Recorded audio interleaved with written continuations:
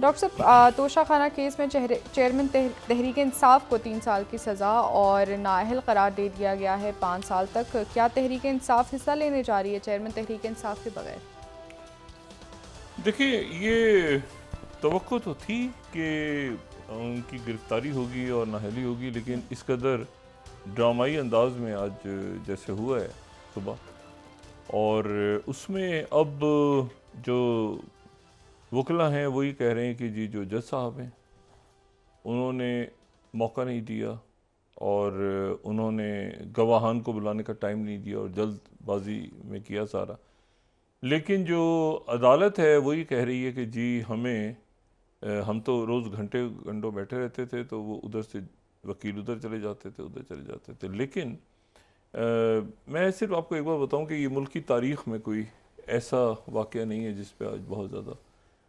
खुशियाँ मनाई जाएं, और मजमूई तौर पे जो पब्लिक पल्स है वो ये है कि लोग डाउन हुए हैं इस खबर को सुन के। लोग मजमूई तौर पे कहीं, इवन जो हुकूमत में मौजूद लोग हैं वो भी इस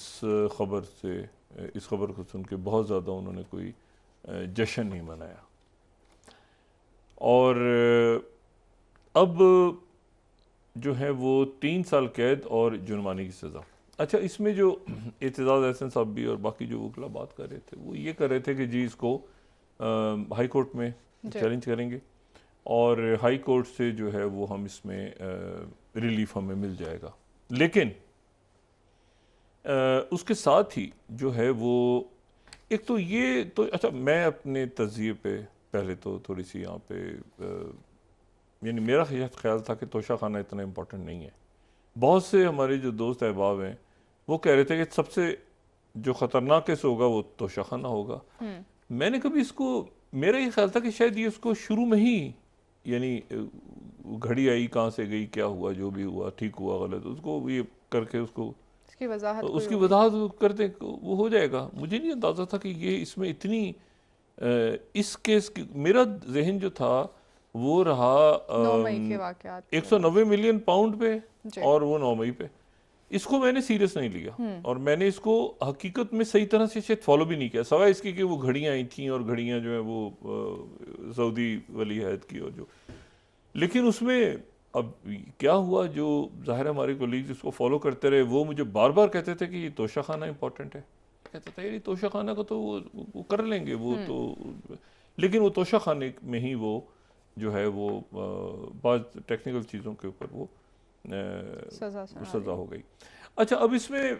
2-3 बातें। तो एक तो बात यह है कि अटक जेल में इनको रखा गया है। अटक कल किला नहीं है। कई लोग जो हैं वो इसको सुन के परेशान हो गए कि ये कहीं अटक किले में तो नहीं लगे। अटक किला तो बड़ा ही बताऊं सा एक बड़ा, यानी पुराना अकबर बादशाह के दौर का अटक किला, और ये अटक किला वहाँ अटक किले में नहीं रखा हुआ। अटक किला जो है ये तो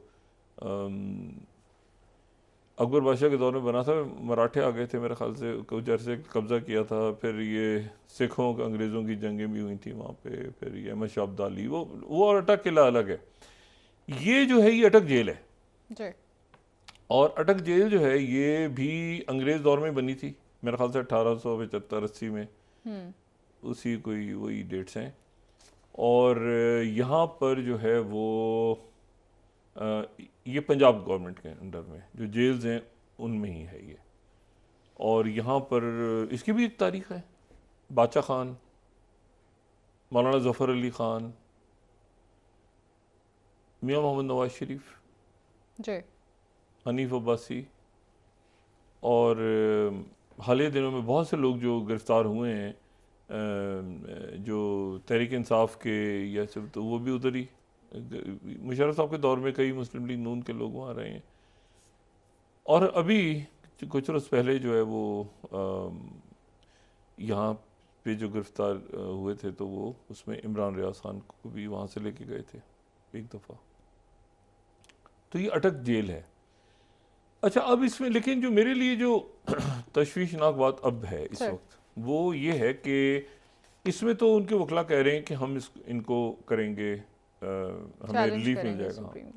लेकिन जो दूसरे दो हैं ना जिसमें मेरी ज़्यादा तशवीश रही है इत्तेफाक से, वो मैं आज भी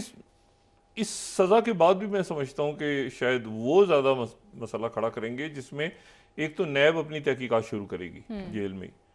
यानी वो 190 मिलियन पाउंड वाला, वो वहीं पे बयानात रिकॉर्ड होंगे, वहीं पे जो भी गवाहान और सारा वहीं पे होगा सिलसिला। और दूसरा जो है वो वहीं पे ये 9 मई के हवाले से जो मुकदमे हैं, तो अब वो मुकदमा देखें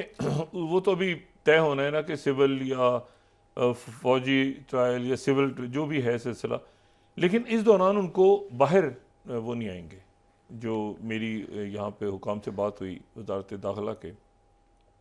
उन्होंने कहा बाहर नहीं आएंगे वो। अच्छा, हाँ, जो वो बिल्कुल वही सिचुएशन रहेगी जैसे सिचुएशन जो है वो आप देख रहे हैं ना कि यास्मीन राशिद साहिबा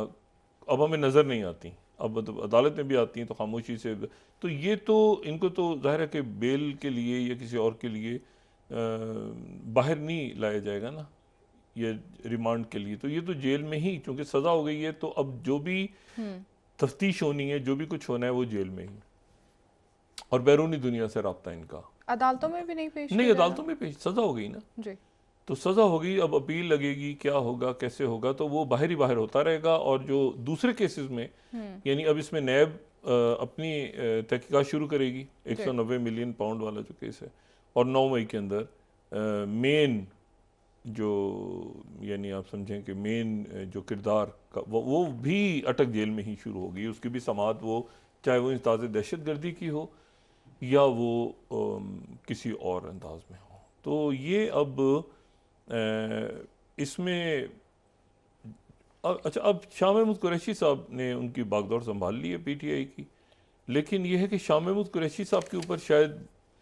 कुछ पीटीआई के लोग आमादा हो जाएं, कुछ लोग आमादा ना हो उनकी क़यादत पे, लेकिन सबसे ज़्यादा अगर इसमें किसी का किरदार है इस वक्त तो उनकी लीगल टीम का है कि वो लीगल टीम उनकी किस तरह से आगे लेके चलती है मामला को।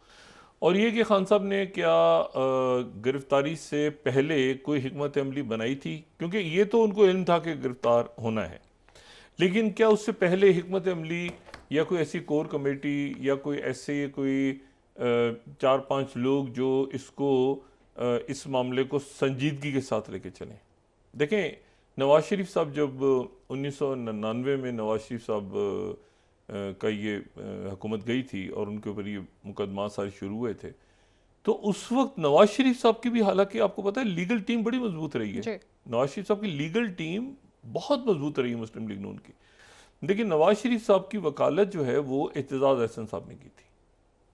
और बेनज़ीर भुट्टो साहिबा की रजामंदी से की थी। तो अब सवाल ये है कि कोई ऐसा कोई डेडिकेटेड, ये तो जो ख्वाजा हारिस साहब हैं, ज़ाहिर है कि हैट्रिक पे अब तो हैं वो, 2 वज़रा तो वज़रा आज़म को उन्होंने नाअहल करार दे दिया, बड़े ज़बरदस्त वकील हैं, लेकिन अब हैट्रिक पे हैं। नवाज शरीफ साहब के भी वही वकील थे और हाँ, तो हैट्रिक पे हैं, तो लेकिन केस उन्होंने अच्छा लड़ा बहरहाल, लेकिन नाम रहेगा ना तारीख में कि 2 वज़रा आज़म को नाअहल करार दे दिया। ये भी देखो कमाल है ना, है ज़बरदस्त लॉयर ही, मैं मतलब, लेकिन एक बात बड़ी अजीब सी है बहरहाल। तो अब जो बाकी उनके लॉयर्स हैं, तो बराह करम कोई ऐसे लॉयर्स भी आ जाएं जो फीस ना लें, बड़े लॉयर्स, और वो आके ज़रा इस मसले को देखें। कई लॉयर्स जो है ना वो अपने खूब बयानात और चीज़ें और वो, लेकिन ये है कि ये नौजवान लॉयर्स हैं इनके सारे, यंग टीम आई है ना, अब ये डेडिकेटेड टीम है और ये इनके केसेस भी लड़ रही है, लेकिन अब ये कैसे आगे जाता है मामला, नैब के अंदर कैसे जाता है, 9 मई में कैसे जाता है, और क्या इलेक्शन, मतलब एक मैंने आपसे कहा ना कि ये कुछ अजीब सा हो गया है कि भाई कौन लड़ेगा, किससे लड़ेगा, क्या होगा, और लोगों की मजमूई तौर पे कहीं कोई, मुझे तो कहीं इस पे खुशी नज़र नहीं आई पूरे मुल्क में। मैंने आपसे कहा कि सियासी जमातों समेत, अवाम समेत लोग ज़रा डाउन है आज कि यार ये क्या हुआ है, ये क्यों हुआ है, अफसुर्दा हैं लोग। तो अच्छा, इसी दौरान जो है वो तो अब ये देखते हैं कि कल परसों 2-3 दिनों में कैसे लीगल टीम इनकी आगे बढ़ती, ये कोई एंड ऑफ द, ये कोई मतलब है कि निकलते हैं रास्ते आगे, ठीक है ना, अदालतों के ज़रिए उनके कारकुन मोबिलाइज होंगे, उनके वकला होंगे, उनके बाकी लोग, उनके लीडर्स कहीं आगे पीछे दाएं बाएं, तो ये रास्ते निकलते हैं। लेकिन यह है कि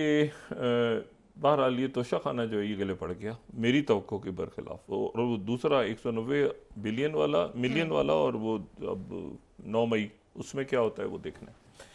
अच्छा, इसी दौरान जो है वो आज इजलास हुआ,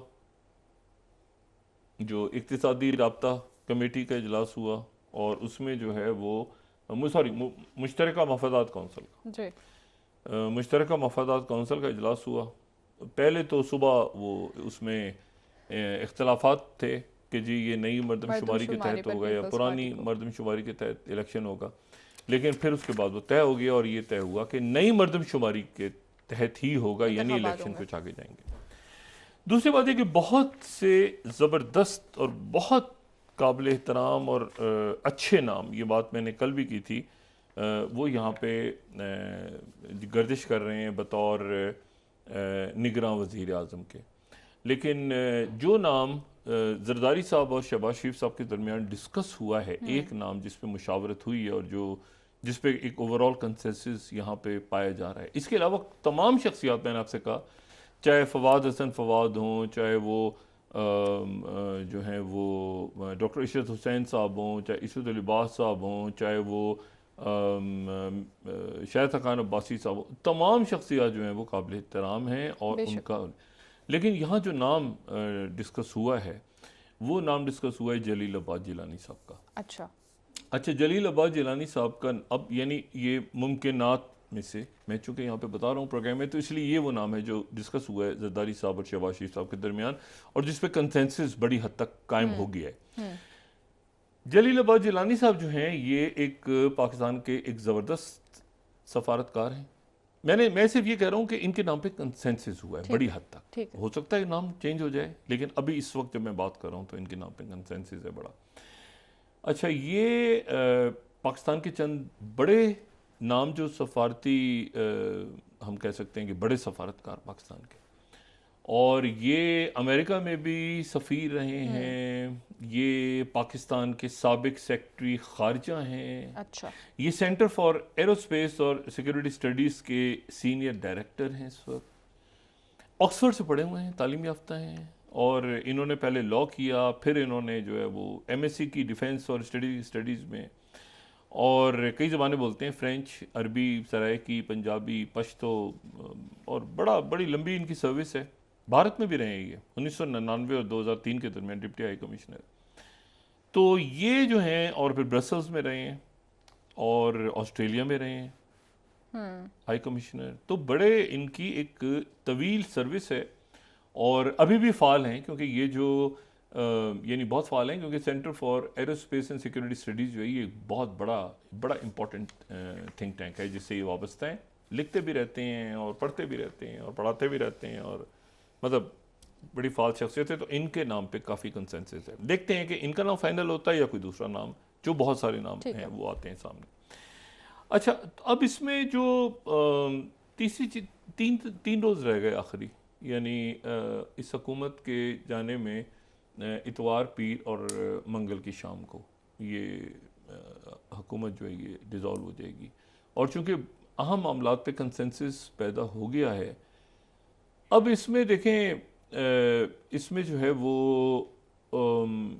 अब काश वाली बात रह जाती है ना तारीख़ में, कि काश ऐसा होता कि तहरीक इंसाफ इस्तीफ़े नहीं देती, वो अपोजिशन में बैठ जाते, काश ऐसा होता कि इलेक्शंस की तरफ मामलात को ले जाते, काश ऐसा होता तो ये मुशावरत सारी जो आगे का अमल है बड़ा इम्पॉर्टेंट, और ना सिर्फ मुल्क की सियासत में बल्कि रीजनल एक्टिविटीज़ में, उसमें आगे पीछे